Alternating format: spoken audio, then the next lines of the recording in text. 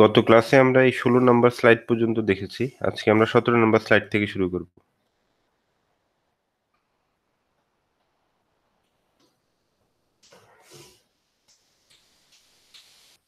Sampling of analog signals.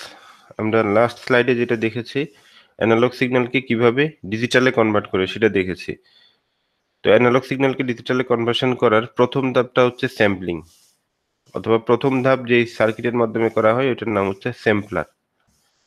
তো প্রথমে আমরা স্যাম্পলিং নিয়ে আলোচনা করব, তারপরে কোয়ান্টাইজেশন নিয়ে আলোচনা করব। তো অ্যানালগ সিগন্যালের স্যাম্পলিং বলতে আমরা কি বুঝি? আমরা এটাকে এই ধরনের একটা সিস্টেমের অ্যানালগাস বলতে পারি। ধরো একটা অ্যানালগ সিগন্যাল এখানে দিচ্ছি, অর্থাৎ একটা কন্টিনিউয়াস টাইম সিগন্যাল এখানে আছে। এই ধরনের একটা কন্টিনিউয়াস টাইম সিগন্যাল এখানে আছে। এখন আমরা যদি এখানে এরকম একটা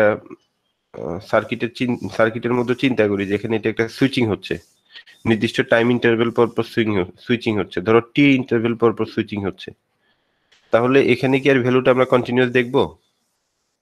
না স্যার, ডিসক্রিট দেখবো। তখন আমরা কি দেখবো? ধরো এখানে একবার সুইচিং হলো, তখন এই স্যাম্পলটা নেওয়া হলো, এরপর তো আর মাঝখানে এটা অফ থাকে। অফ থাকলে এই ভোল্টেজটা এখানে দেখাবে না। আবার যখন টি সময় পর আবার সুইচিং হলো, তখন আরেকটা স্যাম্পল পাচ্ছি, আবার টি সময় পর আবার সুইচিং হলো, আরেকটা স্যাম্পল পাচ্ছি। এভাবে টি সময় পর পর আমরা এখান থেকে স্যাম্পল নিচ্ছি।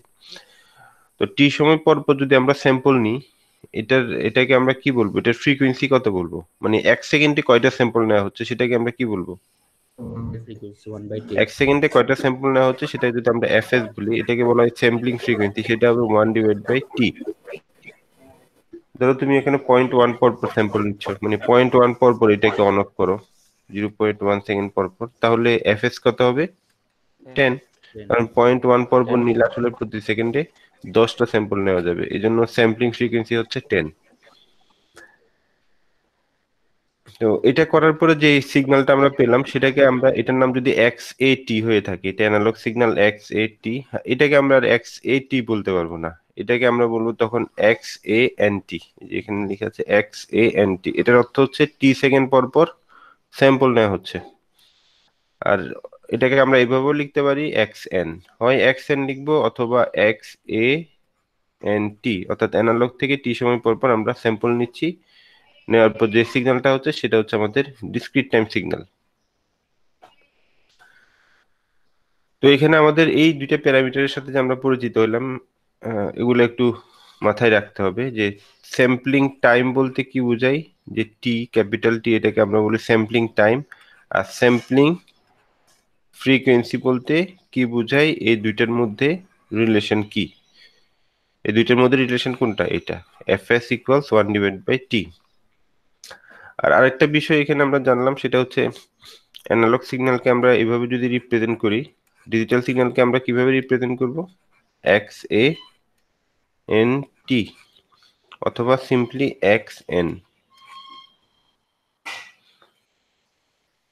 বুঝা গেছে? জি স্যার।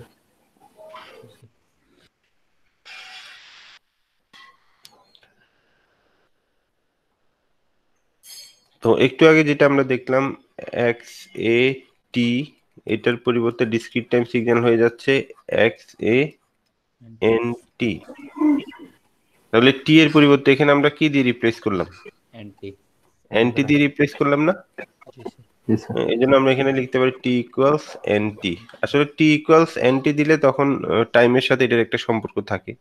যেমন ধরো এটা যদি স্যাম্পল নাম্বার মিন করে, এন হচ্ছে স্যাম্পল নাম্বার, তো স্যাম্পল নাম্বার 0, 1, 2, 3, 4, 5, এখান থেকে কিন্তু আমরা টাইমের ইনফরমেশন পাবো না। আমি যদি বলি ফিফথ স্যাম্পলের টাইম কত, এটা কি বলা যাবে? এটা তো না ফিফথ স্যার। স্যাম্পল, টাইম কত সেটা বলতে গেলে কি করতে হবে আসলে? n দ্বিগুণ মানে করতে হবে t কে এটা হচ্ছে যে স্যাম্পল নাম্বার,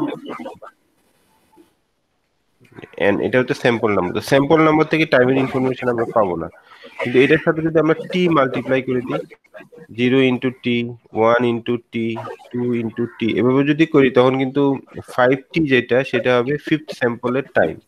কারণ টি সময় পর পর স্যাম্পল নেওয়া হচ্ছে, তাহলে এখান থেকে এটা ডিফারেন্স হচ্ছে টি, এটা হবে 2t, এটা 3t, এটা 4t। এজন্য আসলে এই যে স্যাম্পল নাম্বারের সাথে যদি টাইম পিরিয়ড অথবা টাইম ইন্টারভেল, এটা যদি মাল্টিপ্লাই করে দেওয়া হয় তখন টাইম ইনফরমেশনটা পাওয়া যায়। এটা খুব গুরুত্বপূর্ণ রিলেশন, মানে এটা এমনি এটাতে খুব সহজ একটা ইকুয়েশন, টি ইকুয়ালস এনটি, কিন্তু এটাকে রিয়েলাইজ করতে হবে। সবসময় মাথায় থাকতে হবে যে স্যাম্পল নাম্বারের সাথে টাইমের কি সম্পর্ক। স্যাম্পল পজিশন এটা একটা ইন্টিজার ভ্যালু, আর টাইম, টাইম যে কোনো ভ্যালু হইতে পারে।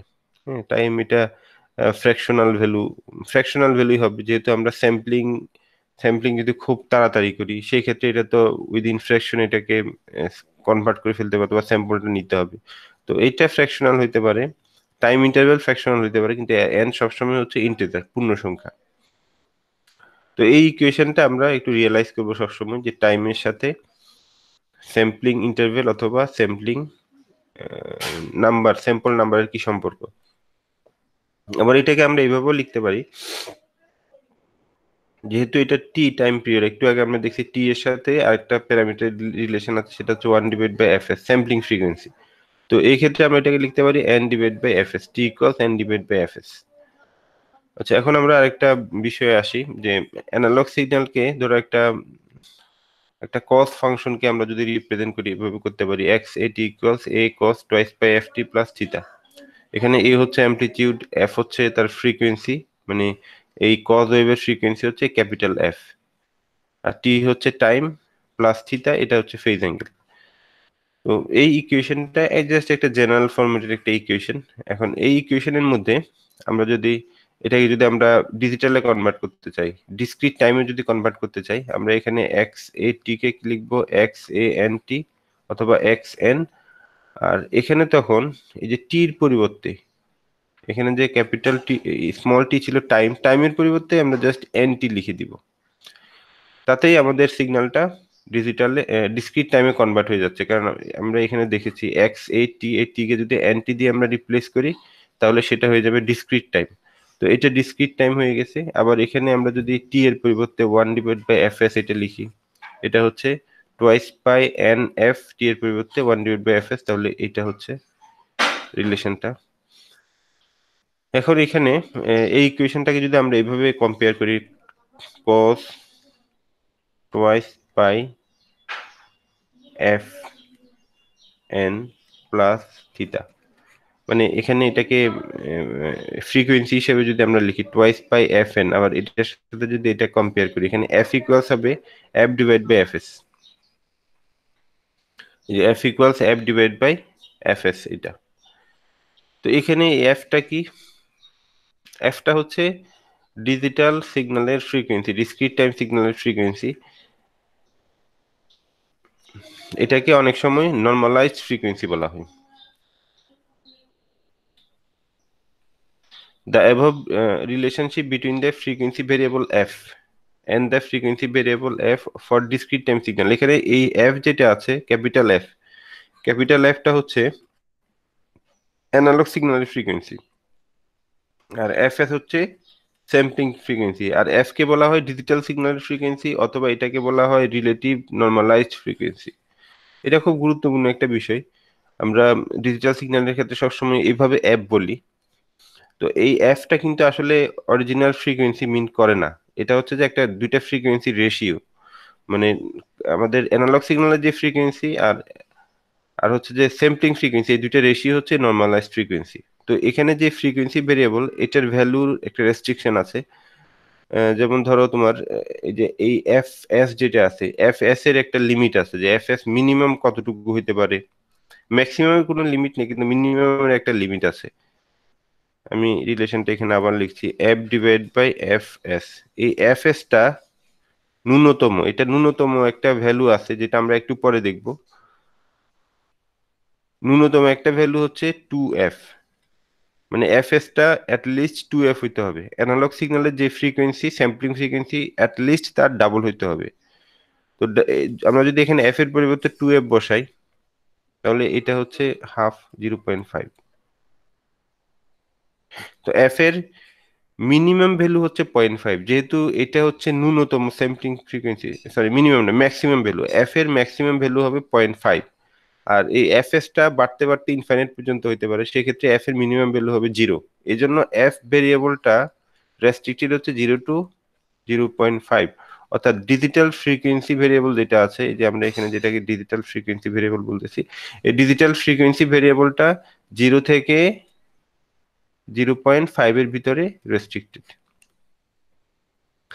কি বোঝা গেছে? জি স্যার।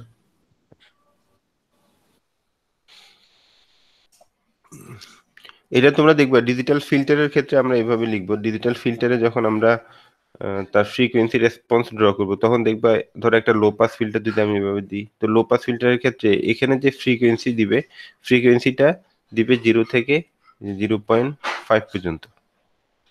তো এটা দেখে আমরা কনফিউজ হতে পারি যে 0 থেকে 0.5 এর ভিতরে, মাত্র 0 থেকে 0.5 হার্জ, এটার ভিতরেই এটার ফ্রিকোয়েন্সি ব্যান্ড রেস্ট্রিক্টেড। ব্যাপারটা এরকম না কিন্তু, কারণ এটা একটা রেশিও।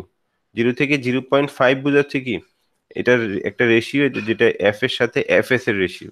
সুতরাং এই 0 থেকে 0.5 এইটা বিভিন্ন ফ্রিকোয়েন্সি মিন করতে পারে, সেটা ডিপেন্ড করবে এখানে সিগন্যালের ফ্রিকোয়েন্সি কত আর স্যাম্পলিং ফ্রিকোয়েন্সি কত, এইসবের উপরে।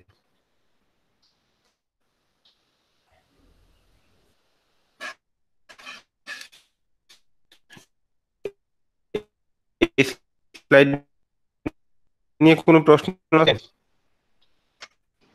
না স্যার। ঠিক আছে, আমি পরবর্তী স্লাইডে যাচ্ছি। Ilias of frequency. এখন আমরা একটা বিষয় দেখবো যে আমরা স্যাম্পলিং ফ্রিকোয়েন্সির কথা যেটা বললাম একটু আগে, যেটা বললাম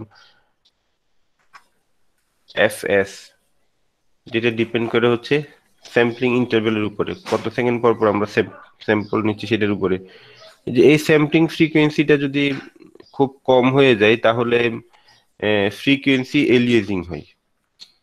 তো এই বিষয়টা কি আমরা একটু বুঝবো এই এক্সাম্পলের মাধ্যমে। ধরা যাক আমাদের দুইটা অ্যানালগ ফ্রিকোয়েন্সি আছে, x1t x2t। এই দুইটা অ্যানালগ ফ্রিকোয়েন্সি, দুইটাই হচ্ছে এখানে কস ফাংশন, cos twice পাই 10t, অর্থাৎ এটার ফ্রিকোয়েন্সি হচ্ছে 10 আর এটার ফ্রিকোয়েন্সি হচ্ছে 50। এখন আমরা এটাকে, এই দুইটাকে ডিসক্রিট টাইমে কনভার্ট করে ফেলবো। তো ডিসক্রিট টাইমে কনভার্ট করলে আমাদেরকে স্যাম্পলিং করতে হবে। সেক্ষেত্রে আমরা স্যাম্পলিং ফ্রিকোয়েন্সি অথবা স্যাম্পলিং টাইম কত হবে সেটা বলে দিব।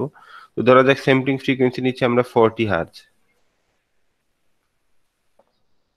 তো 40 হার্জ দিয়ে যদি এটাকে আমরা ডিসক্রিট টাইমে কনভার্ট করি, আমরা কি লিখব? এখানে শুধুমাত্র যেটা এনটি ছিল, টি যেটা ছিল এখানে, টি ভেরিয়েবল যেটা আছে, টি কে আমরা এনটি দিয়ে রিপ্লেস করব, অথবা N divide by F S এভাবে লিখবো। তো N divide by F S লিখলেই সেটা তখন ডিসক্রিট টাইম হবে। এই জন্য আমরা এখানে লিখলাম x1 টি না লিখে x1 n cos twice পাই, যে এখানে 10 ছিল আর এফ এস হচ্ছে এখানে 40, তাহলে 10/40 ইন্টু n। আবার x2n, এটা হবে cos twice পাই 50, এখানে যেহেতু ফ্রিকোয়েন্সি 50 n এরকম। তো এখানে দেখো, এটাকে যদি আমরা সিম্পল ক্যালকুলেশন করি, এটা হবে cos π/2n আর এটা হবে cos 5/2n। এখন এটাকে যদি আমরা একটু ট্রিগোনোমেট্রিক্যাল ইকুয়েশন দিয়ে এটাকে যদি আমরা একটু সিম্পলিফাই করি, cos 5πn ডিভাইড বাই 2, এটাকে আমরা এভাবে লিখতে পারি cos twice pi n plus n pi divide by 2। তো এটা লিখলে আবার cos twice পাই n এর যদি গুণিতক হয়, তাহলে simply cos twice pi n plus theta, সেটা হয়ে যাবে cos থিটা। তো cos থিটা মানে এখানে n পাই ডিভাইড বাই 2 এটা। তাহলে এটা দেখো, এই যে cos n পাই বাই 2, এটাও cos n পাই বাই 2। তাহলে x1 যে সিগন্যালটা আর x2 কে আমরা যেভাবে লিখলাম, জাস্ট সিম্পলিফাই করার পরে যেটা পাইলাম সেটা হচ্ছে cos n পাই বাই 2। তাহলে এইটা আর এটা সমান হয়ে যাচ্ছে না? এটাও n পাই বাই 2, এটাও n পাই বাই 2, অর্থাৎ x2 আর x1 সমান হয়ে গেল। কিন্তু অ্যানালগ ফ্রিকোয়েন্সি হিসেবে তারা কি সমান ছিল? x1t আর x2t, এটা কি সেম সিগন্যাল? না স্যার। বলো তোমরা, সেম সিগন্যাল কিনা? না স্যার, দুটো ফ্রিকোয়েন্সি ভিন্ন ভিন্ন হচ্ছিল। ডিফারেন্ট। এখানে যদিও সেম সিগন্যাল আমরা বলবো এটা ঠিক আছে, এটাও একটা কজ, এটাও একটা কজ ওয়েভ, কিন্তু এখানে তার ফ্রিকোয়েন্সি তো সমান ছিল না। এটা হচ্ছে 10 হার্জ আর এটা হচ্ছে 50 হার্জ। কিন্তু স্যাম্পলিং করার পরে, অর্থাৎ ডিসক্রিট টাইমে কনভার্ট করার পরে আমরা যে সিগন্যালটা পাচ্ছি, সেই দুইটা সিগন্যাল কিন্তু এখন সেম ফ্রিকোয়েন্সির হয়ে গেছে। এখানেও cos পাই n বাই 2, এটাও cos পাই n বাই 2, তাহলে ফ্রিকোয়েন্সি কি হয়ে গেল? সেম হয়ে গেল। অথবা দুইটা সিগন্যালকে ডিস্টিংগুইশ করার আর কোনো উপায় থাকলো না, এখানে দুইটা একই সিগন্যাল হয়ে গেল। Thus the sinusoidal signals are identical and consequently indistinguishable. এটাকে আলাদা করার কোনো উপায় নেই এখন, যদিও অ্যানালগে তারা আলাদা ছিল, কিন্তু ডিজিটাল ডোমেনে এসে তারা সেম হয়ে গেল। তো এটাকেই বলা হয় ফ্রিকোয়েন্সি এলিয়াজিং। এক্ষেত্রে আমরা বলবো যে এফএস, এখানে স্যাম্পলিং করতেছি আমরা 40 হার্টজে, দুইটাকে স্যাম্পলিং 40 হার্টজে স্যাম্পলিং করতেছি, কিন্তু 50 হার্টজটাও এখন এই এফএস দিয়ে এই স্যাম্পলিং রেটে স্যাম্পলিং করার পরে 50 হার্টজের যে ফ্রিকোয়েন্সি ছিল সেটাও এখন 10 হার্টজের মতোই দেখাচ্ছে। এই জন্য এই যে 50 হার্টজকে বলা হয় এলিয়ে দ্য ফ্রিকোয়েন্সি অফ 10 হার্টজ। অর্থাৎ 40 হার্টজে যদি আমরা স্যাম্পলিং করি তাহলে 50 হার্টজের ফ্রিকোয়েন্সিটাও 10 হার্টজের ফ্রিকোয়েন্সির মতোই দেখায়। এই জন্যই 50 হার্টজকে বলা হয় 40 হার্টজের এলিয়াস।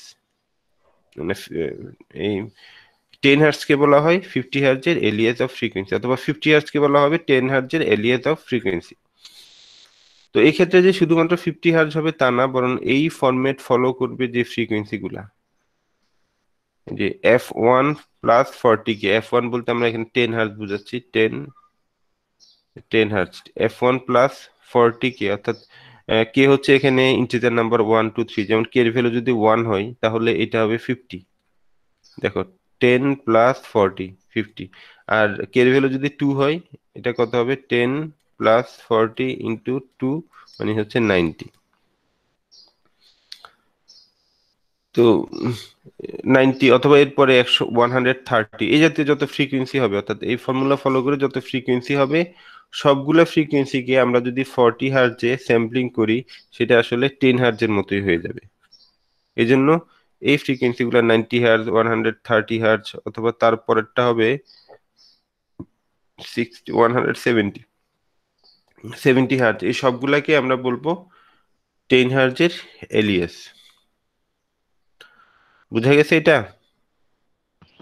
আচ্ছা স্যার, এখানে ডিসক্রিট টাইম পরিবর্তন করার পরে যে এগুলা সেম হয়ে যাচ্ছে, এখানে কোনো সিগন্যালের মধ্যে কোনো পরিবর্তন হবে ইন্টারনাল, যেমন আমি যে ডাটাগুলো পাঠাচ্ছি ওইখানের মধ্যে অবশ্যই কি কোনো পরিবর্তন হয়ে পরিবর্তন যাবে, হবে? অবশ্যই পরিবর্তন হবে, কারণ তুমি যে ডেটাগুলো পাঠাচ্ছ সেই ডেটার মধ্যে যে ফ্রিকোয়েন্সি কন্টেন্ট আছে, এখন স্যাম্পলিং এর জন্য যদি এখানে অবশ্য আমি অ্যানালগ থেকে ডিজিটালের কথা বলতেছি, ডিজিটাল ডেটা যদি হয় সেখানে তো আর আমরা স্যাম্পলিং করব না। ডিজিটাল ডেটাকে স্যাম্পলিং করলে সেটাকে বলা হয় ওভার স্যাম্পলিং, আন্ডার স্যাম্পলিং, অথবা হ্যাঁ ওইটাকে ওইরকমই টার্ম বলে মনে হয়, ওভার স্যাম্পলিং, আন্ডার স্যাম্পলিং। তো ওই জাতীয় টার্ম ইউজ করা হয়। এখন তুমি যখন ডিজিটাল ডেটা পাঠাবা সেটা তো অলরেডি ডিজিটালে কনভার্ট, সেটা নিয়ে কোনো প্রশ্ন নাই, কিন্তু আমি যখন অ্যানালগ থেকে ডিজিটালে কনভার্ট করব তখন যদি আমি স্যাম্পলিং রেট খুব কম করি সেই ক্ষেত্রে অ্যানালগ সিগন্যালের অনেক ফ্রিকোয়েন্সি কম্পোনেন্ট মিসিং থাকবে, চলে যাবে। যেমন ধরো তুমি যে কথা বলছো তোমার কথার মধ্যে দুইটা ফ্রিকোয়েন্সি আছে, একটা হচ্ছে ধরো 10 হার্টজ, মানে আমরা কথা বলার সময় কি শুধু একটা ফ্রিকোয়েন্সি থাকে? একটা ফ্রিকোয়েন্সি না, আমাদের কথার মধ্যে অনেক ধরনের ফ্রিকোয়েন্সির একটা মিক্সচার, এটা এরকম জাস্ট একটা সাইন ওয়েভের মতো একটা শব্দ আমরা বের করি না। হ্যাঁ, আমরা ধরো কথা বলতেছি এরকম, এরকম না, সিগন্যাল গুলো বিভিন্ন ভাবে চেঞ্জ হচ্ছে। তো এখানে কি একটা ফ্রিকোয়েন্সি শুধু? একটা ফ্রিকোয়েন্সি না, এই সিগন্যালকে যদি আমরা ফুরিয়ার ট্রান্সফর্ম করি আমরা এখানে অনেক ধরনের ফ্রিকোয়েন্সি পাবো। সাপোজ তুমি তুমি যে কথা বলছো তোমার কথার মধ্যে 10 হার্টজ আর 50 হার্টজ এরকম দুইটা ফ্রিকোয়েন্সি আছে। এখন তুমি এটাকে কি করলা, 40 হার্টজ দিয়ে স্যাম্পলিং করলা, 40 হার্টজ দিয়ে স্যাম্পলিং করলে 50 হার্টজের ফ্রিকোয়েন্সি কি আর থাকবে? থাকবে না, ওইটা হয়ে যাবে না স্যার। শুধুমাত্র 10 হার্টজ। তাহলে তোমার কথায় দুই ধরনের ফ্রিকোয়েন্সি ইনফরমেশন ছিল, 10 আর 50, কিন্তু এখন তুমি ডিজিটালে কনভার্ট করার পরে শুধু একটা ফ্রিকোয়েন্সি ইনফরমেশন, সেটা হচ্ছে 10, বাকি ফ্রিকোয়েন্সি ইনফরমেশনটা চলে গেছে। তো এইভাবে এরপর তুমি যদি এই যে এই সিগন্যাল নিয়ে অ্যানালাইসিস করো তাহলে এটা অবশ্যই ভুল হবে, কারণ অ্যানালগ সিগন্যালে ছিল 10 50 দুইটা ফ্রিকোয়েন্সি, আর তোমার এখানে হয়ে গেল মাত্র একটা ফ্রিকোয়েন্সি। তো এই ফ্রিকোয়েন্সি ইনফরমেশন তো সব নাই, সেক্ষেত্রে এটা অ্যানালাইসিস করলে তোমার অ্যানালাইসিস ভুল হবে। আচ্ছা, বুঝছি স্যার। বুঝছো কি না? অথবা তুমি যদি আমার ভয়েসটাকে রেকর্ড করো, তো আমার ভয়েসের ফ্রিকোয়েন্সি কম্পোনেন্ট গুলো যদি চলে যায় তাহলে আমি এখন যেভাবে কথা বলছি কথাটা সেভাবে শোনা যাবে না, ইভেন হয়তো কথার যে ইনফরমেশন সেগুলো ঠিক মতো থাকবে না। অথবা এটার সাথে অনেক মানে নয়েজ অ্যাড হয়ে যাবে। অবশ্যই নয়েজ অ্যাড হওয়াটা কোয়ান্টাইজেশনের সাথে রিলেটেড, এখানে আমরা নয়েজ বলবো না, এটা হচ্ছে ফ্রিকোয়েন্সি ইনফরমেশন গুলো মিস হবে। তো ফ্রিকোয়েন্সি ইনফরমেশন যদি মিস হয় তাহলে আমার ভয়েসের এখন যে টোন আছে সেটা কিন্তু একইভাবে শোনাবে না, সেটা অন্যরকম শোনাবে। স্যার আর যদি খুব বেশি পরিমাণ ইনফরমেশন মিসিং হয়, মানে অনেকগুলো ফ্রিকোয়েন্সি কম্পোনেন্ট মিসিং হয়ে যায়, তাহলে কথাটাই ঠিকভাবে শোনাবে না। বুঝছি স্যার। স্যার আর স্যাম্পলিং এর কারো কোনো প্রশ্ন আছে? স্যার স্যাম্পলিং এর পর কি স্যার অবশ্যই ফ্রিকোয়েন্সি একটু জোরে বলতে হবে।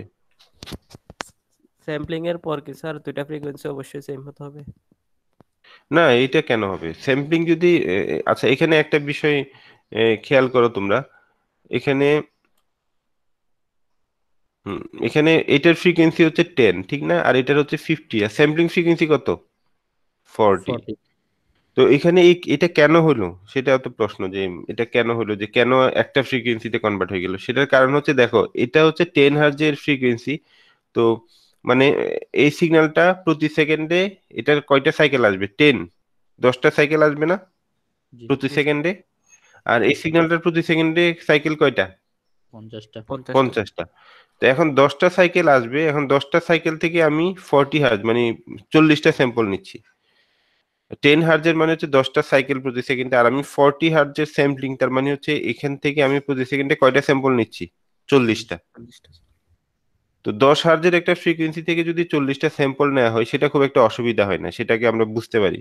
কিন্তু 50 হার্জের একটা ফ্রিকোয়েন্সি, যেটা প্রতি সেকেন্ডে 50টা সাইকেল, সেখান থেকে আমরা নিচ্ছি স্যাম্পল কয়টা? 40টা। 40টা। তাহলে কি আসলে এটা সব ইনফরমেশন নেওয়া হচ্ছে? না, 10টা। জি স্যার। ধরো আমি আরেকটা এক্সাম্পল দিই। ধরো এই সিগন্যালের ফ্রিকোয়েন্সি হচ্ছে এটা 1 সেকেন্ড, ফ্রিকোয়েন্সি হচ্ছে 2 হার্জ। এখানে 1 সেকেন্ডে কয়টা সাইকেল? 2টা।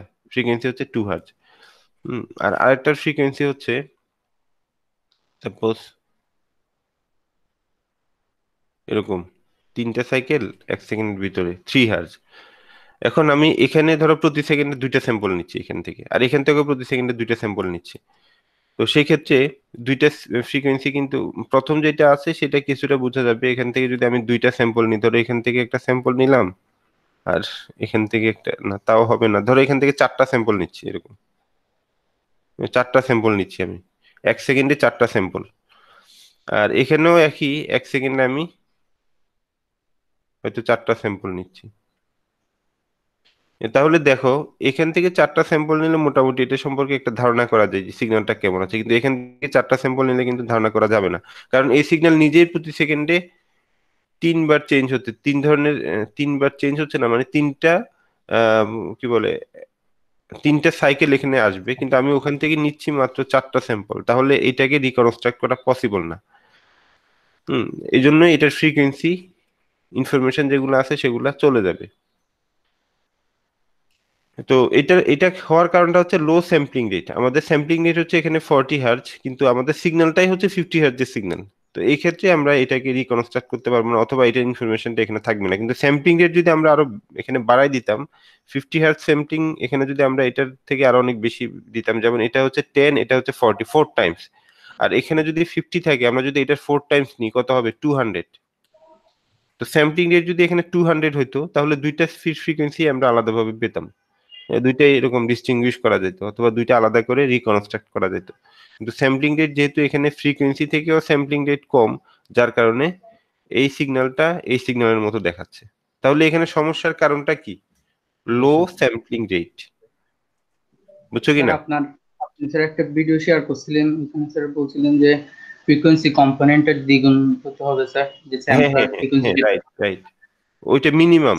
এটা আমি একটু আগেও বলেছি যে এখানে আমি এফ এর যে ক্যালকুলেশন দেখাইছি, নর্মালাইজড স্যাম্পলিং ফ্রিকোয়েন্সি যে ম্যাক্সিমাম ভ্যালু 0.5 হবে, সেখানে আমি কি লিখলাম? 2f লিখলাম না? জি স্যার। কারণ ন্যূনতম মিনিমাম স্যাম্পলিং ফ্রিকোয়েন্সি কত হওয়া উচিত? অ্যানালগ সিগন্যালের ফ্রিকোয়েন্সির ডাবল। ঠিক আছে? ওইটা যদি করা হয়, তাহলে এলিয়াস অফ ফ্রিকোয়েন্সি মানে ফ্রিকোয়েন্সি এলিয়াসিং হবে না। যে ফ্রিকোয়েন্সি গুলো আছে সেগুলো আমরা আলাদাভাবে নিতে পারবো। তো এখানে এটা গ্রাফিক্যালি দেখানো হচ্ছে। ধরো এটা হচ্ছে যে একটা 10 হার্জের ফ্রিকোয়েন্সি, 10 হার্জের একটা ফ্রিকোয়েন্সি এটা। আর এখানে আমরা স্যাম্পলিং করব যে 40 হার্জে স্যাম্পলিং করবো এটাকে।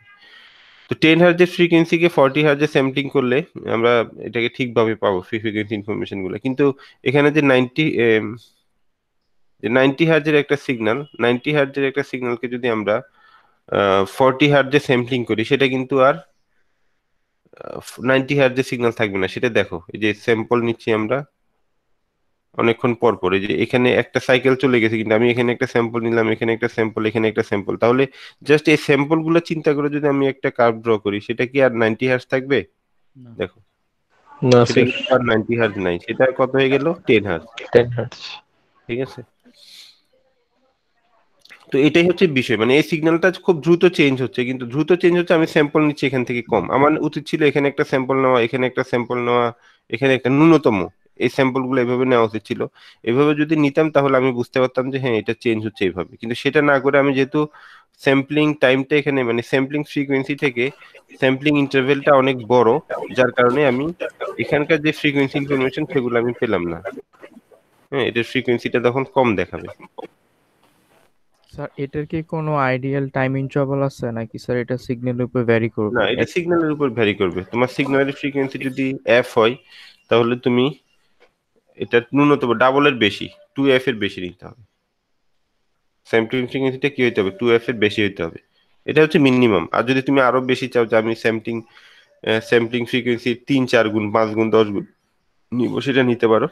তবে আবার ওভার স্যাম্পলিং মানে অতিরিক্ত স্যাম্পল নিলেও সমস্যা, কারণ এই স্যাম্পল এক একটা স্যাম্পল মানে হচ্ছে এক একটা নাম্বার, এক একটা ডেটা। তো তুমি বেশি পরিমাণ স্যাম্পল যদি নাও তাহলে তোমার ডেটা সাইজ বেশি হবে না। যেমন আমার ভয়েসের কথা চিন্তা করো, আমার ভয়েসের ম্যাক্সিমাম ফ্রিকোয়েন্সি হচ্ছে 4 কিলো হার্টজ। এটা কি ভয়েস সিগন্যালের ম্যাক্সিমাম ফ্রিকোয়েন্সি, এটা আমার জন্য না, পুরো মানব জাতির জন্য। মানুষের ভয়েসের ম্যাক্সিমাম ফ্রিকোয়েন্সি কত, 4 কিলো হার্টজ। 4 কিলোহার্টজ। 0 থেকে 4 কিলো হার্টজের ভিতর ভ্যারি করবে। তাহলে এখানে স্যাম্পলিং রেট আমরা কত করব, 8। 8,000। মিনিমাম করতে হবে 8,000। 8 কিলো হার্টজ। 8 কিলোহার্টজ। কিলোহার্টজ করলে কি হবে, মোটামুটি ভয়েসের যে ফ্রিকোয়েন্সি ইনফরমেশন এগুলো সব থাকবে। এটা হচ্ছে লোয়েস্ট কোয়ালিটি আর কি। আর 8 কিলোহার্টজ মানে তুমি প্রতি সেকেন্ডে তোমার ভয়েস থেকে 800টা স্যাম্পল নিচ্ছ, 8,000 স্যাম্পল নিচ্ছ, ঠিক না? 8,000 স্যাম্পল নিচ্ছ, তাহলে এটাকে যদি আমরা নাম্বার বলি, প্রতি সেকেন্ডে কয়টা নাম্বার পাবো, 8,000 নাম্বার। এখন তুমি যদি চিন্তা করো যে আমি না এটাকে আরো আরো ভালো কোয়ালিটির করবো, আমি অডিওর কোয়ালিটি আর কি করবো, অনেক ভালো করব। তো ভালো বলতে এরকম 44 কিলোহার্টজ পর্যন্ত নেওয়া হয়। অডিও সিগন্যালের স্যাম্পলিং রেট কতটুকু নেওয়া হয়, 44 কিলোহার্টজ। এটা মনে হয় ম্যাক্সিমাম, এর থেকে বেশি না হয় না। তার মানে হচ্ছে প্রতি সেকেন্ডে তুমি কয়টা স্যাম্পল নিচ্ছ, 44,000। 4000। 44,000। জি স্যার। হ্যাঁ, 44,000 এটা নিচ্ছ। তো এইটা অবশ্যই নিঃসন্দেহে তোমার কোয়ালিটি ভালো হবে, কিন্তু এট এ টাইম তোমাকে চিন্তা করতে হবে, এটা এখন তো এই ভয়েস সিগন্যালটা যখন তুমি ট্রান্সফার করবা, মানে ধরো কমিউনিকেশন করবা, তুমি এক জায়গা থেকে এক জায়গায় পাঠাবা, আগে প্রতি সেকেন্ডে তোমাকে 8,000 স্যাম্পল পাঠানোর দরকার হতো, এখন প্রতি সেকেন্ডে কয়টা পাঠাইতে হবে, 44,000। 44,000। ঠিক 44 আছে, হাজার। হ্যাঁ, তাহলে অনেক বেশি পরিমাণ ডেটা তোমাকে ট্রান্সফার করতে হবে, ডেটা ট্রান্সফার রেটটা বেশি হইতে হবে। যেমন আমি তোমার সাথে এখন কথা বলছি, এখন আমার কথার ক্ষেত্রে তোমার কাছে যে ডেটা সেন্ড করে, তো ডেটারও তো একটা কস্ট আছে, আবার এটার তো টাইম আছে, কত তাড়াতাড়ি, কত তোমার ইন্টারনেট স্পিডের সাথে ডিপেন্ডেন্ট। এখন তোমার ইন্টারনেট স্পিড স্লো, কিন্তু তুমি যদি খুব হাই কোয়ালিটির অডিও পাঠাইতে চাও তাহলে কি এরকম রিয়েল টাইম কমিউনিকেশন পসিবল? আমি কথা বলবো কিন্তু সেই কথাটা তোমার কাছে পৌঁছাইতে অনেক সময় লেগে যাবে, অথবা আমি হয়তো 1 মিনিটে কথা বলবো, যে পরিমাণ কথা বলবো, তোমার ডেটা ট্রান্সফার হইতে লাগবে সেটা 10 মিনিট। তাহলে কি এইভাবে লাইভ কথা বলা যাবে? সেটা বলা সম্ভব না। আবার স্টোরেজের ক্ষেত্রে তোমার ডেটার পরিমাণ বেড়ে যাবে। আমি যে এটা রেকর্ড করতেছি লেকচারটা, সেক্ষেত্রে যদি 44,000 স্যাম্পলিং রেট হয় তাহলে তোমার ফাইল সাইজটা বেড়ে যাবে না আরো? জি স্যার। ঠিক আছে, আবার যখন তুমি সিগন্যাল প্রসেসিং করতে যাবা, প্রতি সেকেন্ডে আগে 8,000 নাম্বার, এই নাম্বারগুলো নিয়ে কাজ করতে, এখন তোমাকে আরো বেশি সংখ্যক নাম্বার নিয়ে কাজ করা লাগে, তাহলে প্রসেসরেরও আরো বেশি পরিমাণ ডাটা ক্যালকুলেশন রিড করতে করতে হবে, টাইম লাগবে স্যার। ক্যালকুলেশন টাইমটা বেড়ে যাবে। হ্যাঁ, তো ওই বিষয়গুলো আমাদেরকে মাথায় রাখতে হবে, আমাদের ন্যূনতম কোয়ালিটি কতটুকু দরকার, অথবা আমরা সিগন্যাল প্রসেসিং এর ক্ষেত্রে আমাদের রিকোয়ারমেন্ট কতটুকু দরকার, ওই রিকোয়ারমেন্ট অনুযায়ী আমরা স্যাম্পলিং রেটটা নির্ধারণ করব। অতিরিক্ত স্যাম্পলিং রেট দিলে যে সমস্যাগুলো বললাম, তোমার স্টোরেজ বেড়ে যাবে, কমিউনিকেশনের ক্ষেত্রে বেশি পরিমাণ ডাটা ট্রান্সফার করতে হবে, সিগন্যাল প্রসেসিং এর সময় বেশি পরিমাণ নাম্বার নিয়ে কাজ করতে হবে। তো অতিরিক্ত আমরা করব না, আমরা কি করব, অপটিমাইজেশন করব, কতটুকু আমাদের দরকার সেটাই আমরা নিব।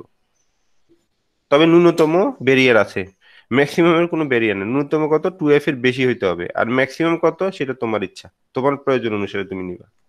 ঠিক আছে, জি স্যার, আর কোনো বুঝছি। প্রশ্ন আছে এই স্লাইডের উপরে? এখানে একটা প্রবলেম আছে, এটা প্রকিসের বইতে 1.4.2 এক্সাম্পল।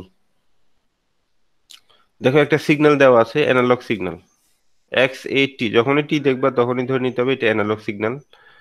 এটা একটা analog signal. Determine the minimum sampling rate required to avoid aliasing. Aliasing avoid করতে গেলে মিনিমাম স্যাম্পলিং রেট কত হবে বলো? Sir 200 hertz. কত হবে? 200 হার্টজ। 200 কেন? এটা টোয়াইস পাই এফ টি, এভাবে যদি লিখে কত হবে? 2 পাই 50 টি না?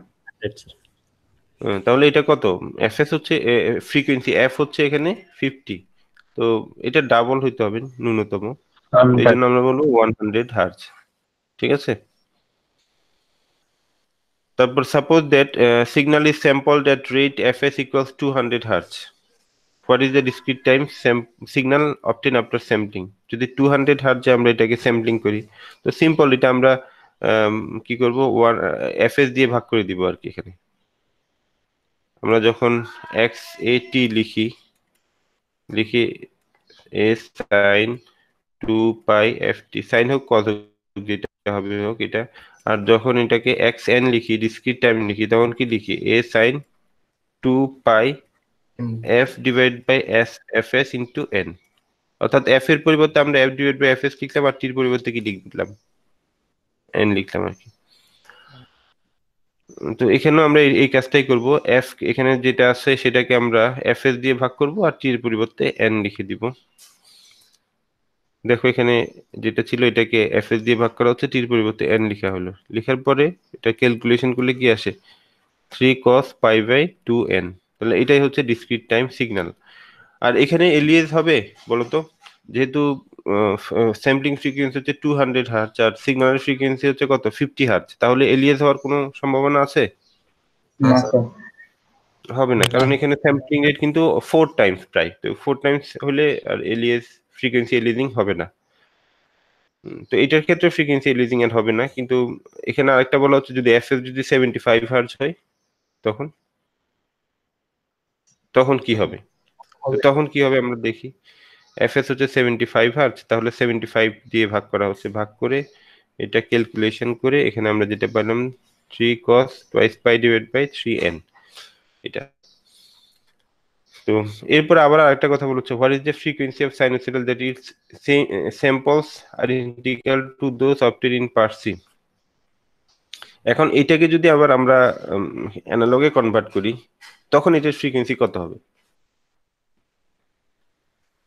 তো দেখো অ্যানালগে কনভার্ট করলে ফ্রিকোয়েন্সি কত হবে সেটা আমরা এই ইকুয়েশন থেকে বের করতে পারি, F divide by F S. এটা ছিল ডিজিটাল সিগন্যালের ফ্রিকোয়েন্সি, এটা ছিল অ্যানালগ সিগন্যালের ফ্রিকোয়েন্সি, আর এটা হচ্ছে স্যাম্পলিং রেট। এখন যদি আমি আবার বলি অ্যানালগ সিগন্যালের ফ্রিকোয়েন্সি কত হবে, মানে এটা হচ্ছে ডিজিটাল সিগন্যাল, এখান থেকে যদি আমি বের করি যে অ্যানালগ সিগন্যালের ফ্রিকোয়েন্সি কি হবে, তখন এফ এর সাথে কি মাল্টিপ্লাই করতে হবে? F S, sampling frequency. তো এখানে এফ কত বলতো? এই সিগন্যালের ক্ষেত্রে এফ কত? 1/3। 1/3। তাহলে 1/3 এর সাথে কি মাল্টিপ্লাই করতে হবে? এফ এস মাল্টিপ্লাই করতে হবে। তো 1/3 এর সাথে দেখো এই যে এফ ইন্টু এফ এস, মানে হচ্ছে 1/3 হচ্ছে এফ, আর এফ এস কত? 75। তো 75 ইন্টু 1/3 কত হচ্ছে? 25 হার্জ। এই যে 25 হার্জ। তাহলে ওইটাকে যদি আমরা আবার অ্যানালগে লিখি, এটাকে যদি অ্যানালগে লিখি তখন লিখবো 3 cos 50 pi t। কিন্তু সিগন্যালটা কি এটা ছিল? আমাদের অরিজিনাল যে অ্যানালগ সিগন্যাল সেটা ছিল আসলে 100 বাই 3 cos 100। 100 pi t, এটা ছিল না? জি স্যার। এখন এটাকে আমরা যখন এফএস ইকুয়াল 75 হার্জে কনভার্ট করলাম, 75 হার্জে এটাকে ডিসক্রিট টাইমে কনভার্ট করলাম, সেটা হয়ে গেল কত? সেটার ডিসক্রিট টাইম ফ্রিকোয়েন্সি হচ্ছে 1/3। আর এটাকে যখন আবার ডিজিটাল আবার অ্যানালগে আমরা কনভার্ট করলাম, সেটা হয়ে গেল 3 cos 50 pi। তাহলে কি আগের মতো আছে? নাই, এখানে ফ্রিকোয়েন্সি এলিয়েজিং হয়েছে। হওয়ার কারণ কি? কারণ স্যাম্পলিং রেটটা হচ্ছে কম। বুঝা স্যার গেছে? 1/3, স্যার 1/3। 1/3 কোত্থেকে আসলো? এই যে আমরা এখানে এফএস ইকুয়াল 75 হার্জ, এই স্যাম্পলিং রেট এখানে নিলাম না?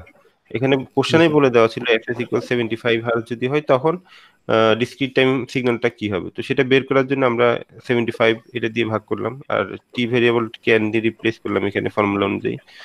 তারপরে এই সিগন্যালটা পেলাম।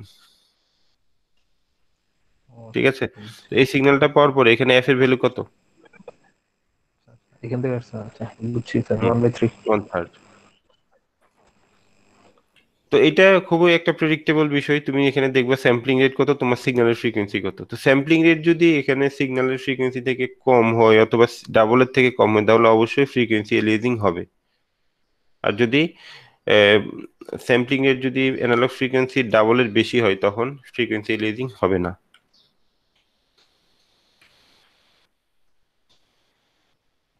তো এখন আমরা আসি স্যাম্পলিং থিওরেমে। এই যে ফ্রিকোয়েন্সি এলিয়াসিং হচ্ছে, এলিয়াসিং হওয়ার কারণটা কি?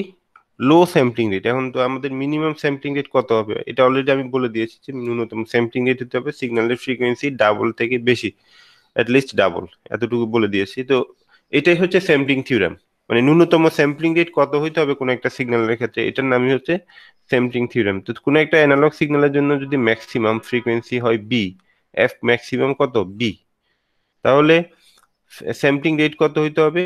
2f ম্যাক্সিমাম থেকে বড় অথবা 2b থেকে বড়। তো এই ধরনের এই যে থিওরেমটা অথবা যে স্টেটমেন্টটা, এটাকে বলা হয় স্যাম্পলিং থিওরেম। আর এটা যদি আমরা মেনটেন করি, এই স্যাম্পলিং থিওরেম যদি মেনটেন করি, তাহলে আমরা ডিজিটাল সিগন্যাল থেকে আবার অ্যানালগ সিগন্যালকে রিকনস্ট্রাকশন করতে পারবো, এক্স্যাক্টলি রিকভার করা যাবে। অর্থাৎ ওখানে যে ইনফরমেশন ফ্রিকোয়েন্সি ইনফরমেশন আছে সেগুলোকে এক্স্যাক্টলি আমরা রিকভার করতে পারবো ইন্টারপোলেশন ফাংশনের মাধ্যমে। অ্যানালগ থেকে যখন ডিজিটাল থেকে যখন অ্যানালগে কনভার্ট করা হয়, তখন ওখানে ইন্টারপোলেশন করা হয়। ডিজিটাল মানে হচ্ছে ধরো কিছু স্যাম্পল, ধরো তুমি এরকম একটা স্যাম্পল, এরকম স্যাম্পল এরকম আছে, এভাবে আছে। তো এটার থেকে যখন আমরা অ্যানালগে কনভার্ট করব, কিভাবে করব? মাঝখানে যে ভ্যালুগুলা, এগুলা কি দেওয়া আছে এখানে? না। আছে কি না? না স্যার। দেওয়া নাই। তো যে ইনফরমেশন গুলো দেওয়া নাই সেগুলাকে আমরা কিভাবে বের করব? আমরা তো আসলে দেখে দেখে বের করব না, এগুলাকে তো তোমাদের ডিজিটাল ডিভাইস এটা করবে। অর্থাৎ ধরো কম্পিউটার এই কাজটা করে নিবে, যে এখানে একটা স্যাম্পল আছে, এখানে একটা স্যাম্পল আছে, এখানে একটা স্যাম্পল আছে, তাহলে এই কার্ভটাকে যদি একটা সাইন ওয়েভ, এটাকে যদি একটা সাইন ওয়েভ হিসেবে ধরে নিতে হয়,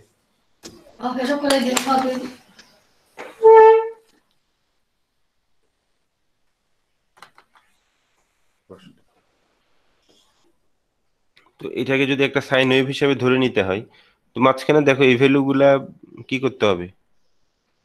এজিউম করে নিতে হবে না? জি স্যার। অনেকগুলো ভ্যালু এজিউম করে নিতে হবে, যদিও স্যাম্পলিং ওখানে স্যাম্পল হয়তো আরো বেশি থাকতে পারে এরকম। তো এগুলো মাঝখানে গুলো এজিউম করে নিতে হবে। তো সেটা কিভাবে এজিউম করে নিবে? এই যে এজিউম করে নেওয়া, এটাকেই বলে আমরা ইন্টারপোলেশন। তো ইন্টারপোলেশন ফাংশন হচ্ছে এরকম, এই যে ধরো এখানে তোমার এই স্যাম্পলটা তোমার জানা আছে, হুম, তারপরে এই স্যাম্পলটা তোমার জানা আছে, এই স্যাম্পলটা তোমার জানা আছে, তাহলে তুমি মাঝখানের ভ্যালুগুলো কিভাবে এজিউম করবে? সেটা এজিউম করতে গেলে এইভাবে করতে হবে। এই যে অ্যানালগ স্যাম্পল, এই যে X A N divide by F S, এটা হচ্ছে তোমার ডিসক্রিট টাইম সিগন্যাল, এটার সাথে আমরা এই ফাংশনটাকে মাল্টিপ্লাই করব। এই ফাংশনটাকে যখন মাল্টিপ্লাই করে যখন সবগুলোকে সামেশন করব, তখন সেটা হয়ে যাবে অ্যানালগ সিগন্যাল। এখানে আমরা বিষয়টা দেখাইতে পারি। এখানে দেখো এই যে স্যাম্পল আছে এটার সাথে এই স্যাম্পল, এটা বুঝাচ্ছে এই এই ইকুয়েশনটা বুঝাচ্ছে এই স্যাম্পলটা অথবা এই স্যাম্পলটা অথবা এই স্যাম্পলটা, সেখানে স্যাম্পল নাম্বারের উপর ডিপেন্ড করবে। যেমন আমি যদি এখানে 0 দিই, ধরো এই স্যাম্পলটা বুঝাবে, 1 দিলে এই স্যাম্পল, 2 দিলে এই স্যাম্পল বুঝাবে। তো স্যাম্পলের সাথে আমরা এই ধরনের একটা ফাংশন, এটা একটা সিঙ্ক ফাংশন, দেখো এটা একটা সিঙ্ক ফাংশনের মতো, একটা সাইন ওয়েভ না। সিঙ্ক ফাংশন গুলো হচ্ছে এরকম, অ্যামপ্লিটিউডটা টাইমের রেসপেক্টে কমে যায়। সেন্টার লোব যেটা আছে, মানে প্রথম লোবটা হয় বড়, এরপরে টাইমের সাথে সাথে অ্যামপ্লিটিউডটা কমে যায়, এটা হচ্ছে সিঙ্ক ফাংশন। তো এই ধরনের সিঙ্ক ফাংশন দেখো, প্রথমটার সাথে একটা সিঙ্ক ফাংশন এভাবে মাল্টিপ্লাই করা হচ্ছে, তো মাল্টিপ্লাই করলে এটা হবে এরকম, এটার ভ্যালু আস্তে আস্তে কমতে থাকবে। এরপরটা আবার সিঙ্ক ফাংশনটাকে এখানে আবার শিফট করা হচ্ছে, শিফট করে আবার এটার সাথে মাল্টিপ্লাই করা হচ্ছে, মাল্টিপ্লাই করে আবার এখানে ওই ভ্যালুগুলো আস্তে আস্তে কমতে থাকবে। এরপর ওভারঅল সবগুলাকে যদি আমরা যোগ করি, যেমন এখানে এই ভ্যালুগুলা, এই ভ্যালুগুলা, তারপরে এই ভ্যালু সবগুলাকে যদি আমরা যোগ করি, মাঝখানের এই পয়েন্টগুলো আমরা পেয়ে যাব। তাহলে এই যে ডিজিটাল সিগন্যালে ছিল এই পয়েন্টগুলো, কিন্তু মাঝখানে যে পয়েন্টগুলো আমরা পেয়ে যাচ্ছি, সেটা কিভাবে পাচ্ছি? আমরা ইন্টারপোলেশনের মাধ্যমে পাচ্ছি।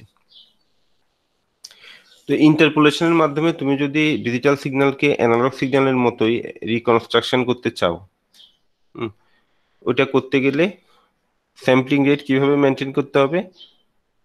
নাইকুয়েস্ট রেট অনুযায়ী মেনটেন করতে হবে। এটাকে বলা হয় নাইকুয়েস্ট রেট, মানে মিনিমাম স্যাম্পলিং ফ্রিকোয়েন্সি যেটা, এটাকে বলা হয় নাইকুয়েস্ট রেট। তো নাইকুয়েস্ট রেটের থেকে বেশি হইতে হবে স্যাম্পলিং রেটটা, তখন আমরা এই ধরনের ইন্টারপোলেশন ফর্মুলা ইউজ করে অথবা ইন্টারপোলেশন ফাংশন ইউজ করে ডিজিটাল সিগন্যাল থেকে অ্যানালগ সিগন্যালকে রিকনস্ট্রাকশন করতে পারবো। বুঝা গেছে কিনা? Yes sir.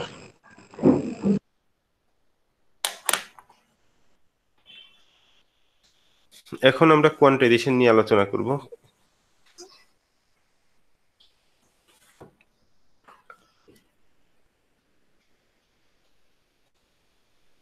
কোয়ান্টাইজেশন ডেফিনিশন হচ্ছে the process of converting a discrete time continuous amplitude signal into a digital signal, অথবা আমরা এটা বলতে পারি যে ডিসক্রিট টাইম কন্টিনিউয়াস অ্যামপ্লিটিউড সিগন্যালকে ডিসক্রিট অ্যামপ্লিটিউড সিগন্যালে কনভার্ট করা, এটার নাম হচ্ছে কোয়ান্টাইজেশন। স্যাম্পলিং এর মাধ্যমে আমরা কন্টিনিউয়াস টাইমকে ডিসক্রিট টাইমে কনভার্ট করি। তো এখন ডিসক্রিট টাইমে কনভার্ট করার পরে যে ভ্যালুগুলো আমরা পাই,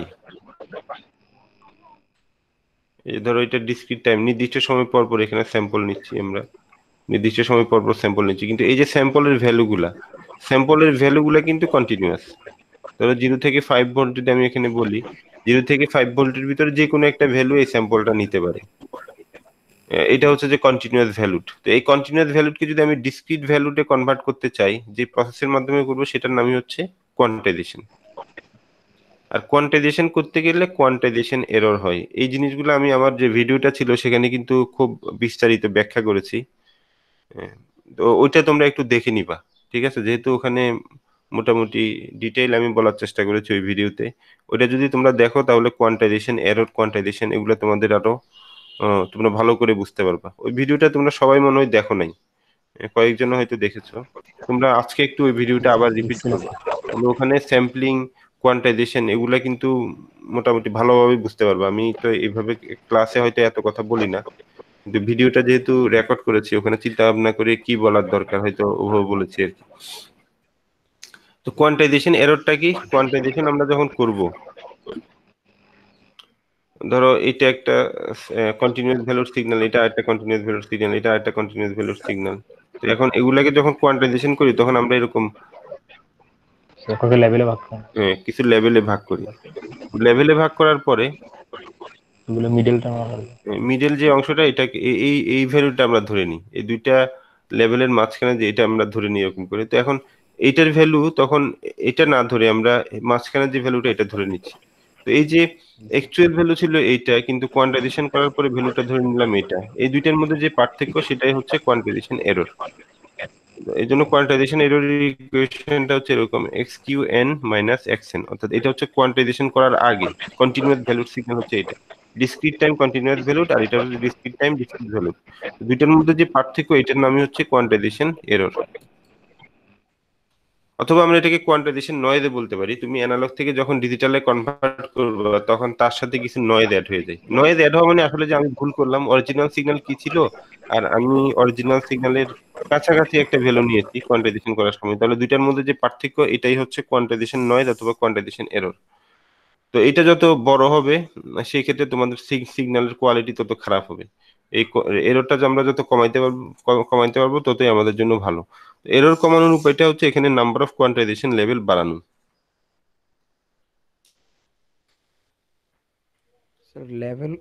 স্যার লেভেলগুলোর জন্য কি কোনো নির্দিষ্ট আছে, ফর্মুলা আছে, নাকি নিজের ইচ্ছা মতো আমি লেভেলটা ধরে নিতে পারবো? না, কোনো ফর্মুলা নাই এখানে। তুমি কোয়ান্টাইজেশন লেভেল কয়টা করবা সেটা ডিপেন্ড করবে তুমি আসলে তোমার এডি কনভার্টার যেটা আছে ওটার নাম্বার, ওটা কত বিটের এডি কনভার্টার। যেমন যদি 8 বিটের এডি কনভার্টার হয় তাহলে কোয়ান্টাইজেশন লেভেল 256টা, 2n এরকম, ঠিক আছে? যদি 10 বিটের এডি কনভার্টার হয় তখন কোয়ান্টাইজেশন লেভেল হবে 1024টা, 2n এরকম আর কি। তো কোয়ান্টাইজেশন লেভেল গুলো এইভাবেই নেওয়া হয়। 8 বিট ন্যূনতম কোয়ান্টাইজেশন 8 বিটই হয় যে কোনো এডি কনভার্টারের ক্ষেত্রে। তাহলে তুমি 2 টু দি পাওয়ার 8 অথবা 2 to the power 10, 2 to the পাওয়ার 11 করতে পারো, 2 to the power 14, 2 to the পাওয়ার 16। তো আমরা এইরকমই করি সাধারণত 8, তারপর হচ্ছে 16, এভাবে করা হয়, অথবা 2 টু দি পাওয়ার 24, এটা হচ্ছে ম্যাক্সিমাম এতগুলো কোয়ান্টাইজেশন লেভেল করা। এগুলো এই জন্য করা হয় যেহেতু আমরা ডেটা রাখার সময় 8 বিট, 16 বিট, 24 বিট মানে 3 বাইট এই স্ট্রাকচারে রাখি, তো এটা সুবিধা। তবে 10 বিটও করা হয়, অনেক এডি কনভার্টারে 10 বিট আছে। 10 বিট মানে হচ্ছে 1024টা কোয়ান্টাইজেশন লেভেল। তো কোয়ান্টাইজেশন লেভেল যত বেশি হবে কোয়ান্টাইজেশন তত কম হবে। আমাদের ভয়েস রেকর্ড করার সময়ও ন্যূনতম কোয়ান্টাইজেশন লেভেল হয় এরকম 256টা, 8 বিটের আর কি। আমি যেটা বললাম প্রতি সেকেন্ডে আমি 8000 স্যাম্পল নিচ্ছি। তো 8000 স্যাম্পলের এক একটা স্যাম্পলের সাইজ কতটুকু হবে, এক একটা স্যাম্পলের উইথ কতটুকু হবে, সেটা হবে 8 বিট অথবা 1 বাইট। মানে তুমি 1 সেকেন্ডে যদি অডিও রেকর্ড করো সেটা হয়ে যাবে 8000 বাইট, এই পরিমাণ ডেটা ন্যূনতম। তো ওই ভিডিওটা বিস্তারিত দেখবা, যারা ওইটা দেখো নাই তাদের তাদের জন্য এটা বোঝাটা খুব কঠিন, কারণ আমি যেহেতু বলেছি তোমরা ওইটা দেখার জন্য, আমি ধরে নিচ্ছি যে তোমরা ওই ভিডিও দেখেছো, আমি ওইভাবেই কথা বলছি। জি স্যার। আর না হলে আমাকে আরো লম্বা লেকচার দিতে হবে, তো সেটা আমি করব না, তোমরা ওই ভিডিওটা অবশ্যই দেখে নিতে হবে। এরপরে আরেকটা টার্ম হচ্ছে রেজোলিউশন। রেজোলিউশন এটাকে ডেল্টা দ্বারা এক্সপ্রেস করা হয়। আর রেজোলিউশন কাকে বলে, এই যে আমি এখানে যে অনেকগুলা লেভেলে ভাগ করলাম, টোটাল ডাইনামিক রেঞ্জটাকে, সিগন্যালের যে ডাইনামিক রেঞ্জ এটাকে অনেকগুলা লেভেলে ভাগ করলাম, এখানে এক একটা লেভেলের অথবা দুইটা পাশাপাশি কোয়ান্টাইজেশন লেভেলের যে ডিসটেন্স এটাকে বলা হয় রেজোলিউশন। ঠিক আছে? জি স্যার। ধরো এটা একটা লেভেল, এটা একটা লেভেল, তাহলে এই দুইটা লেভেলের যে ব্যবধান সেটার নামই হচ্ছে রেজোলিউশন। তো রেজোলিউশন যত ছোট হবে ততই ভালো, কারণ আমরা চাচ্ছি যে কোয়ান্টাইজেশন এররটাকে কমানোর জন্য। তো কোয়ান্টাইজেশন এরর কমাইতে গেলে কোয়ান্টাইজেশন লেভেল বেশি হইতে হবে, অর্থাৎ দুইটা লেভেলের যে ডিসটেন্স সেটা আরো কম হইতে হবে, যেটাকে আমরা রেজোলিউশন বলতেছি। সেটা যদি কম হয় আমাদের জন্য ভালো। আর রেজোলিউশনের সাথে কোয়ান্টাইজেশন এররের একটা সম্পর্ক আছে। ধরো দুইটা কোয়ান্টাইজেশন লেভেলের মাঝখানের যে ভ্যালুটা, কোন একটা স্যাম্পল যদি এই লেভেলের উপর পড়ে তাহলে কোয়ান্টাইজেশন এরর হবে 0। ধরো স্যাম্পল ছিল এখানে, আর কোয়ান্টাইজেশন করার পরেও তো এটা সেম জায়গাতে থাকবে, কিন্তু স্যাম্পল যদি এখানে হয় কোয়ান্টাইজেশন করার পরে তো সেটা এখানে চলে আসবে, তখন এখানে কি হবে, কোয়ান্টাইজেশন এরর হবে। তো কোয়ান্টাইজেশন এরর ম্যাক্সিমাম কতটুকু হইতে পারে, ম্যাক্সিমাম হইতে পারে ডেল বাই 2, কারণ এখানে যদি হয় কোয়ান্টাইজেশন এররটা ম্যাক্সিমাম হবে 2 আর এটা যদি এটা যেহেতু নিচের দিকে এটাকে -2 আমরা বলি, আর উপরের দিকে এটা হইতে পারে +2। এগুলো আমি ভিডিওতে কিন্তু বিস্তারিত ব্যাখ্যা করেছি, তোমরা ভিডিও দেখবা। এই জন্য কোয়ান্টাইজেশন এররকে আমরা বলি -2 থেকে এটা 2 এর ভিতরে চেঞ্জ হয়। স্যার এই এররটাকে মিনিমাইজ করার জন্য কোনো উপায় নেই, মানে এটা কি কোনো সমস্যা হিসেবে থাকবে, লেভেল বাড়াইতে হবে? ওই তো মিনিমাইজ করাই মানে তো হচ্ছে তুমি বেশি বিটের এডি কনভার্টার ইউজ করবা। ধরো তুমি মাইক্রো কন্ট্রোলারে কোন একটা সিগন্যাল নিয়ে কাজ করছো, তোমার মাইক্রো কন্ট্রোলারে এই এডি কনভার্টার হচ্ছে 8 বিটের। ঠিক আছে, এখন তুমি 8 বিটের এডি কনভার্টারে যে সিগন্যালটা তুমি নিচ্ছ হয়তো তোমার ওখানে কোয়ান্টাইজেশন এরর বেশি। ধরো তুমি ওইটা নিয়ে যে কাজগুলা করো, যদি মেজারমেন্টের কোনো কাজ হয় তাহলে তোমার এখানে ভুল হবে। সাপোজ তুমি ওয়েট মেজারমেন্টের কাজ করতেছো, তো 8 বিট যদি হয় সেক্ষেত্রে কোয়ান্টাইজেশন যদি এরর বেশি হয়, তোমার ওই যে ওয়েট মেজারমেন্ট এটা প্রিসাইজ হবে না, মানে ওখানে দেখা যাবে কি দশমিকের পরে কয়েকটা ডিজিটে ভুল আসে। তুমি যদি আরেকটু ভালো কোনো মেজারমেন্ট স্কেলের সাথে কম্পেয়ার করে দেখো তখন দেখবে যে দশমিকের হয়তো আগের দশমিকের পরে 1 ঘর ঠিক আছে কিন্তু পরের 2 ঘরটা ভুল আসে।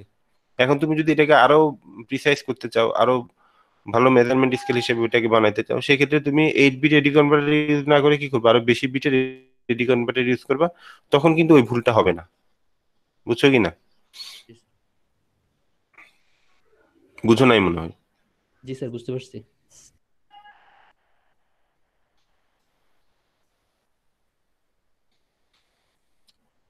তো এই টার্মগুলো একটু ভালোভাবে বুঝতে হবে, কারণ সিগন্যাল প্রসেসিং নিয়ে যদি তুমি কাজ করতে চাও এগুলা তোমার মানে রিয়েলাইজ করতে হবে। শুধুমাত্র আমি পড়লাম মুখস্থ করলাম ওইটা যথেষ্ট না আর কি। এখন রেজোলিউশন ক্যালকুলেশন আমরা কিভাবে করবো, একটা এক্সাম্পল এখানে আছে। ধরো এই সিগন্যালটা আছে, এই সিগন্যালের ভ্যালুটা কত থেকে কত চেঞ্জ হচ্ছে, 0 থেকে 1 এর ভিতরে চেঞ্জ হচ্ছে এই সিগন্যালটা। আর এখানে এই সিগন্যালটাকে যখন আমরা ডিসক্রিট ভ্যালুর সিগন্যালে কনভার্ট করব তখন তো এখানে অনেকগুলা ডিসক্রিট লেভেল আমরা দিব। তো ধরা যাক এখানে যে ডিসক্রিট লেভেল সেটা কয়টা দেখো, 1 2 3 4 5 6 7 8 9 10 11, 11টা না? ডিসক্রিট লেভেল হচ্ছে এখানে 11টা, এই যে L ইকুয়ালস 11 লেখা হয়েছে। আর সিগন্যালের মিনিমাম ভ্যালু হচ্ছে 1, ম্যাক্সিমাম ভ্যালু হচ্ছে, না মিনিমাম ভ্যালু হচ্ছে 0, ম্যাক্সিমাম ভ্যালু হচ্ছে 1, অর্থাৎ এই যে 0 থেকে 1। এটাকে আমরা বলি সিগন্যালের ডাইনামিক রেঞ্জ। সিগন্যালটা কত থেকে কত পর্যন্ত চেঞ্জ হচ্ছে এটাকে কি বলা হয়? সিগন্যালের ডাইনামিক রেঞ্জ। এই যে x maximum minus x minimum is known as the dynamic range of signal. তো সিগন্যালের যে ডাইনামিক রেঞ্জ এটাকে যদি তুমি number of quantisation level minus 1 এটা দিয়ে ভাগ করো তখন রেজলিউশন পাওয়া যাবে। এখানে কোয়ান্টাইজেশন লেভেল -1 কেন করা হয়েছে? কারণ এখানে যে কয়টা সেগমেন্ট থেকে কিন্তু কোয়ান্টাইজেশন লেভেল একটা বেশি হয়। সেগমেন্ট তুমি হিসাব করো যে 1 2 3 4 5 6 7 8 9 10, সেগমেন্ট কয়টা? 10। 0 থেকে 1 কে 10টা সেগমেন্টে ভাগ করা হয়েছে, কিন্তু কোয়ান্টাইজেশন লেভেল যদি হিসাব করো সেটা হবে 11। এই জন্য এটা আসলে কয়টা সেগমেন্টে ভাগ করছে সেটাই হচ্ছে এখানে মূল বিষয়, কয়টা লেভেল সেটা না। লেভেল থেকে সেগমেন্ট সবসময় একটা কম থাকে। যেমন ধরো আমি 2টা সেগমেন্ট করলাম, এখানে লেভেল কয়টা হলো? 1 2 3, কিন্তু সেগমেন্ট কয়টা? 2টা।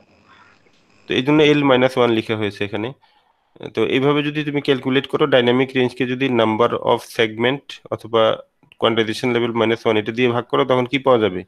রেজলিউশন পাওয়া যাবে। তো এটার ক্ষেত্রে যদি তুমি রেজলিউশন হিসাব করো এটা হবে 0.1, কারণ ডাইনামিক রেঞ্জ হচ্ছে এখানে 1 0 থেকে 1, আর কোয়ান্টাইজেশন লেভেল -1 এটা মানে হচ্ছে 10, তাহলে এটা হবে 0.1 রেজলিউশন।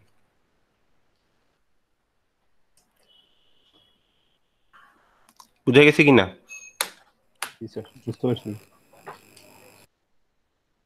তো আমি আজকে এখানে ক্লোজ করে দিচ্ছি ক্লাস। তোমরা ওই ভিডিওটা দেখো, হ্যাঁ ওইটা যদি না দেখো আসলে অযথা পরের পরের প্রবলেমটা বুঝতে অসুবিধা হবে। যারা দেখো নাই তাদের জন্য বলতেছি, যারা দেখছো তারা আবার দেখে নিতে পারো, অথবা যদি বুঝে থাকো তাহলে তার কোনো সমস্যা নেই।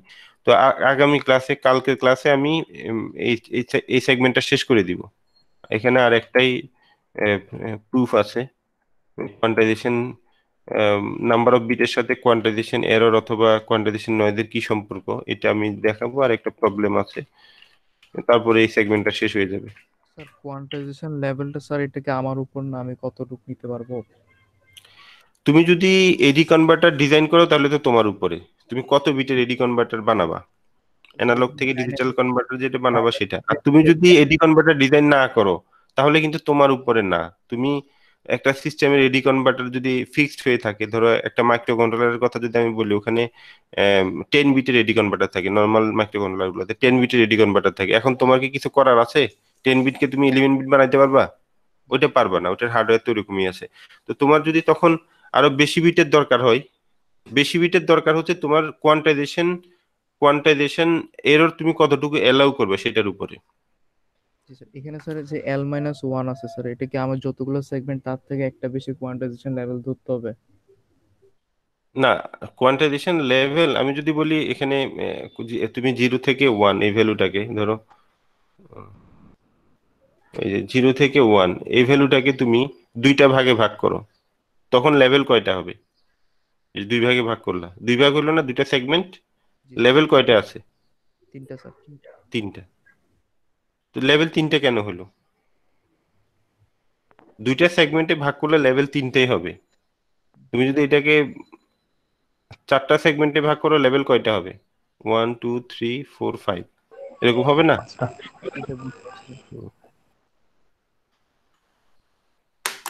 তো এই জন্য আমরা L-1 দিচ্ছি আর কি, কারণ কোয়ান্টাইজেশন লেভেল আর কোয়ান্টাইজেশন সেগমেন্ট দুইটার মধ্যে তো এক পার্থক্য থাকবে, এটাই তো বাস্তবতা। মানে তুমি যে কোনো কিছুকে এরকম সেগমেন্টে ভাগ করো, ভাগ করলে দেখবা যে ওখানে সেগমেন্ট যতটা লেভেল তার থেকে এক বেশি আর কি। ঠিক আছে? জি স্যার, বুঝতে পারছি। তো আমি ক্লাস ক্লোজ করে দিচ্ছি, আর বাকি যে সময়টা আছে ওখানে তোমরা কাইন্ডলি ওই ভিডিওটা একটু দেখো।